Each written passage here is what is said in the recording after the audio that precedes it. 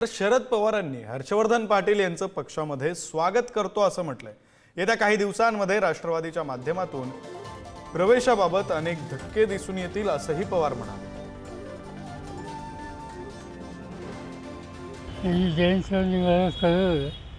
की असा ते राजकीय निर्णय घेत आहेत आणि त्यांचं स्वागत आपण करूया, काय हरकत नाही।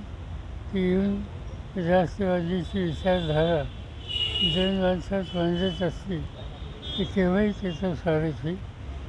पक्षामध्ये कधी यायचं कधी जायचं हे शेवटी पक्षाचे अध्यक्ष ठरवतील, पण त्यांच्याच वेळी 6 किंवा 7च्या आसपास म्हणजे तो कार्यक्रम होऊ शकतो। हर्षवर्धन भाऊंचे आणि आमचे 6 दशकाचे कौटुंबिक संबंध आहेत आणि जेव्हा ते भारतीय जनता पक्षात होते तेव्हाही आमचे कौटुंबिक संबंध हे दोन्ही बाजूनी दोन्ही कुटुंबांनी म्हणजे पाटील आणि पवार कुटुंबांनी 10 वर्ष आम्ही ते जपलेले आहेत।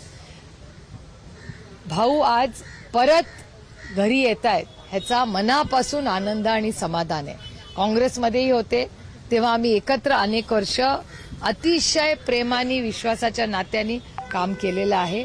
ठीक आहे, काही कारणामुळे काही दुरावा आला मध्ये, पण तो मनाचा दुरावा कधीच नव्हता।